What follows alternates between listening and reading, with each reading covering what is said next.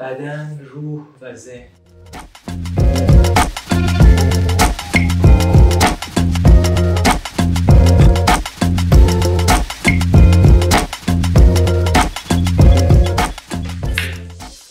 بدن، روح و ذهن. چطور این رفقا؟ من میریم از اوورکروب از کرمان و امروز میخوام باهاتون راجع به سیستم داوری بریکینگ توی المپیک صحبت کنم. ما رسیدیم به المپیک، بریکینگ تو المپیکه و ما هنوز ادامه داریم. بخوام شروع کنم، اسم این سیستم تریویومه و اینکه استورم و رنگاد اینو دیولوپش کردن و واقعا باید ازشون ممنون باشیم، چون خیلی سیستم داوری خفنیه و پیچیدگی‌های خاص خودشو داره، چون رقص ما پیچیده است، چون بیبویا و بیگرلا استایلشون خیلی متنوع از هم دیگه و آره اسم سیستم تریویومه. تریویوم در واقع یه واژه یونانیه که به معنی جاییه که 3 مسیر به هم میرسن و این 3 مسیر توی سیستم تریویوم یکیش از سمت بدن میاد، یعنی بادی میشه یکی از رأس‌های مثلث ما، روح رأس دیگه مثلث و رأس بعدیمون ذهن و هر کدوم از این رأس‌ها زیر مجموعه‌های خودشونو دارن و هر کدوم از این زیر مجموعه یه درصد خاصی رو به خودشون تعلق دادن. حالا این درصد یعنی چی؟ یعنی داورا یه سری فیدر دارن که اینو میتونن به سمت 2 طرف بدن، این فرد یا این فرد، و اون امتیاز رو برای اون ثبت کنن که این امتیاز رو با هم جمع زده بشه و فرد برنده مشخص بشه. خب پس شد بدن، روح و ذهن. زیر مجموعه بدن 2 شاخه‌ای که داره تکنیک و تنوع هستن. تکنیک 20% به خودش تعلق داده و تنوع 13.3%. زیر مجموعه روح پرفورمنس و موزیکالیتی هن که پرفورمنس 20%، موزیکالیتی 13.3%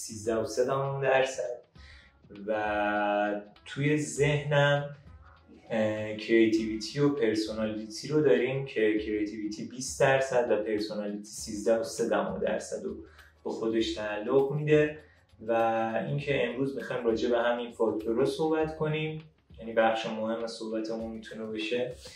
و اینکه فقط همینا نیست، باز ما یه سری میانبر رو داریم که بین این رأس هرم‌ها همپوشانی میکنن، یعنی هر دوتا رو در نظر میگیرن، یه سری فاکتورها مثل فرم و اکزیکیوشن.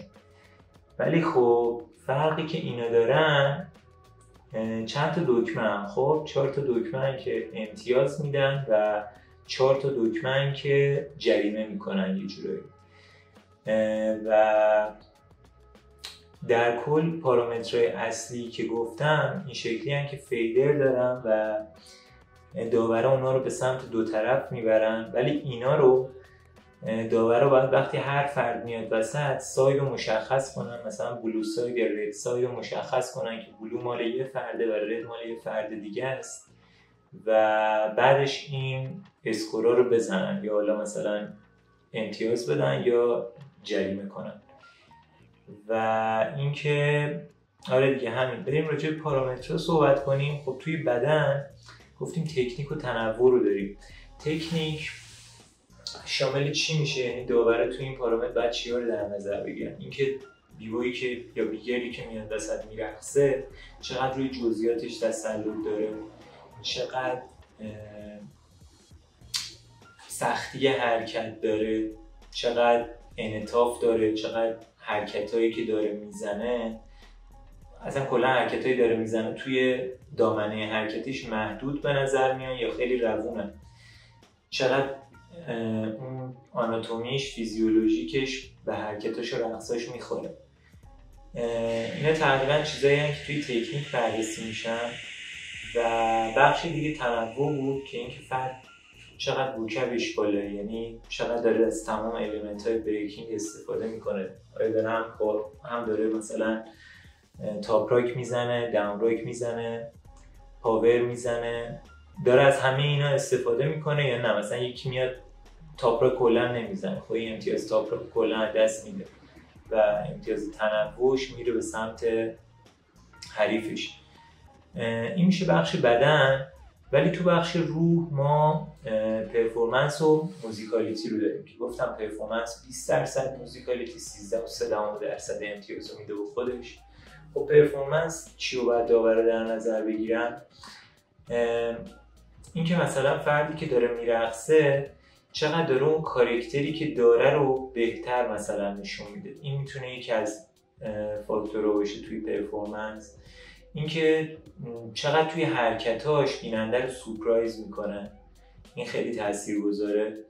و اینکه رقصی که داره انجام میده داره اون ذات بریکینگ رو نشون میده یا نه، این هم باز تاثیرگذاره توی پرفورمنس. و اینکه فرد یه فلوی خوبی رو اجرا کنه، این هم میتونه یه چیز تاثیرگذاری باشه. و بخش دیگه‌ش هم موزیکالیتیه، اینکه انسجام داشته باشه توی اجراش روی موزیک و اکسنتینگ داشته باشه. خب یه سری توی بیتای 4/4 بریک بیتمون ما یه سری بیتامون اکسنت هن، یه سریاشون که تاکید دارن 1 و 3 هن و یه سریاشون آن اکسنتدن که 2 و 4 هن. چقدر اون بیتای اصلی داره میرقصه اون اکسنتینگشه. 1 و 2 میشن اون اکسنتدا و اون آن اکسنتدا هم که رقصیدن روشون دوباره توی یه فاکتور دیگه میشه توی همین موزیکالیتی و میشه سینکوپیشن. و آره یکی هم که تکسچره، این که احساسی که اون فرد موقع رقصیدن داره با آهنگ ایجاد میکنه. و یکی هم فریزینگه، یعنی وقتی طرف داره میرقصه چقدر مثلا حرکتاشو مطابق با اون قوانین نوت موسیقی چیده که من حس میکنم همون گروه رو ایجاد میکنه، یعنی چیزی شاید. اما تو بخش ذهن ما کریتیویتی، خلاقیت و پرسونالیتی رو داریم. خب کریتیویتی این که فرد چقدر نوآوری داره دیگه، این کریتیویتی هم 20% قضیه است، یعنی قسمت اعظم قضیه همینه. و اینکه چقدر نوآوری داره و اینکه حالا تو رول بوک المپیک نوشته که باید داورا مثلا یه ذهنیتی هم داشته باشن، چون این نوآوری یه چیز ثابتی نیست از اون اولی که بریکینگ شروع شده، هی داره جلوتر میره دیگه. داریم میبینیم دیگه یه سری حرکت‌ها هی دارن بیسیک میشن، هی داره جلو میره بریکینگ و مرز خلاقیت جلو میره. حالا کدوم یکی از بیگویا یا بیگرلا مرز خلاقیت رو داره بهتر جابجا میکنه، امتیاز میره به سمت هم. و بخش دیگه پرسونالیتیه که یه چیزی مثل کاریزما باز میاد تو این داستان، که اینکه فرد چقدر انرژی و کاریزمای بهتری رو داره ساطع میکنه یه جورایی. این قشنگ تو بتلا حس میشه. و اینکه راجع به پرسونالیتی و کاراکتر هم اینکه اون فرد اون حس یونیک بودنشو کدوم یکیشون یعنی داره برجسته تر میکنه. و آره اینا میشن پارامترهای اصلی که توی ستاره رأس مثلث بودن. حالا یه سری پارامترها هم هستن که میان به حساب همپوشانی میکنن، مثلا بین بدن و روح پارامترهایی مثل فرم و اکزیکیوشن میان، که حالا اینکه من بخوام مثلا راجع به فرم توضیح بدم واقعا خودمم شاید فقط حسش کرده باشم، اینکه حالا با توجه به چیزایی که گوش دادم و شنیدم، اینکه توی سری شکل بگیری با بدنت که به حساب هدفمند باشن و یه جورایی هم به تکنیکت مرتبطه، هم به توی قسمت رو به پرفورمنست، اون شکلی که با بدنت میگیری و حرکتاتو ساختارشون رو بهتر میکنی. شاید اینه، یعنی نمیتونم بگم واقعا نمیتونم. و اکزیکیوشن هم فکر میکنم اینکه ما چقدر حرکتامون رو به صورت کامل اجرا کنیم، جزئیاتشون کامل انجام بدیم و تمامشون کنیم. و فاکتورهایی که باز میان بین اینا، فاکتورهای امتیازی هم فعلا دارم میگن، اینا فاکتورهایی بودن که الان بین بدن و روح هم پوشانی داشتن. اما فاکتورهایی که بین روح و ذهن هم پوشانی میکنن، کانفیدنس و اسپونتانیتی فکر کنم که میشه همون خودجوشی. حالا میگم چیه؟ کافی نیست که میشه اعتماد به نفس، اینکه فرد با اون اعتماد به نفسش چقدر نگاه بیننده رو خودش قفل کنه، و اون اسپانتینیتی هم یا خودجوشی هم اینکه تو لحظه فرد چقدر نوآوری داره. بعد اینایی که به حساب تو قسمت دکمه‌های تو قسمت امتیازیان هم مثبت دارن هم منفی. یعنی اگه فرد تو این قسمت کم داشته باشه، داور میتونه منفیه رو بزنه، میدونی؟ بعد حالا اینا همپوشانی دارن، داستانشون چیه؟ بین 2 تا فاکتور باز همپوشانی دارن. مثلا توی بدن ما تکنیک رو داشتیم دیگه، درسته؟ و توی روح ما پرفورمنس رو داشتیم. الان مثلا فرم و اکزیکیوشن میان بین این 2 تا همپوشانی میکنن و داور اگه مثلا مثبت رو بزنه به هر کدوم از اینا 2 تا پوینت مثبت میشه، 2% مثبت میشه هر کدوم از اینا. دیگه داور مجبور نیست هر کدوم از اون فاکتورها رو 2% بکشه جلو، یه همچین حالتیه.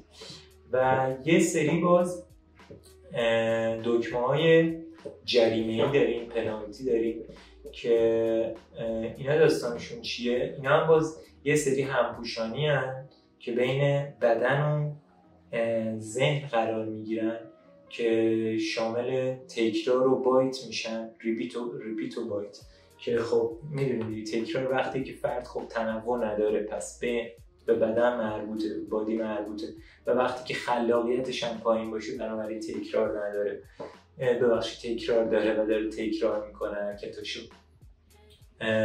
پس وقتی داور این پنالتی رو بزنه از امتیاز اونها کم میشه، از هر دوتاش. و اون یکم بایته که فکر میکنم هم مربوط به پرسونالیتی میشه، هم مربوط به تنوع میشه و هم مربوط به کریتیویتی و درصد بیشتری رو فکر کنم منفی میکرد. اینکه فرد کلا سیگنیچر یا حرکت یک کسی دیگه رو برداره اجرا کنه. و امتیاز منفی های دیگه هم کرش و میس بیهیویرن که کرش که مثلا همون خطاها که اینم باز 3 تا لول داره. داور وقتی کرش رو میزنه، دکمه کرش رو میزنه، میتونه 2 بار بعدم پشت بندشون دکمه رو بزنه و این شکلیه که با یه بار زدنش توی حالتایی مثل لیز خوردن یه بار اینو میزنه و مثلا از کل درصد فکر کنم 2.5% کم میشه. تو حالت بعدیش قطعا کرش سنگین‌تره و تو حالت بعدیش فکر کنم کلا راند طرف فیل میشه، ولی خب باز بستگی داره طرف مقابلش چطوری اجرا کنه. یعنی ممکنه طرف مقابل هم همین شرایط براش پیش بیاد و دوباره ادامه پیدا کنه بتل و طرف حتی بتونه بتل ببره. و آره میس بیهیویر هم دارن که فکر کنم حداقل 3 تا داور اگه اینو بزننش طرف فکر کنم دیسکوالیفای میشه. این سیستم الان برای تمام بتلا هم نیست، یعنی هنوز یه سری بتلا هستن خیلی لول بالایی هم دارن و همون سیستم قدیمی دارن رای داده میشن با توجه چیزی که داور تو ذهنشون دارن که قطعا همین پارامتر رو داور دارن. فوکوس میگه که وقتی این سیستم رو گذاشتن جلوش اول مثل چاله فضایی بود براش، خیلی هم عجیبه دیگه میبینیش، ولی وقتی که باش کار میکنن دیدن که مثلا خیلی ابزار خوبیه و کارو داره خیلی راحت تر میکنه.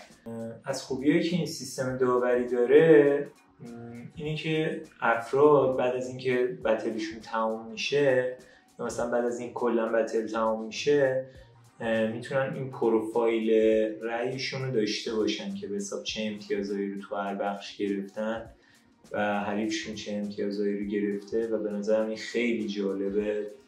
اون داستان پای داور چرا من باختم شاید دیگه پیش نیاد.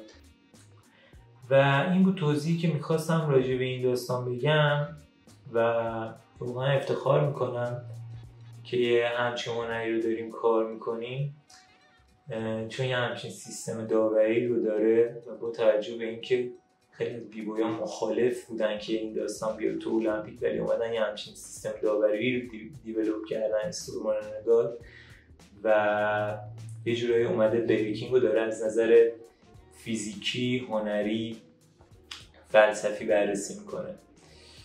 و ممنون. امیدوارم دوست داشته باشین. لایک و سابسکرایب. مرسی.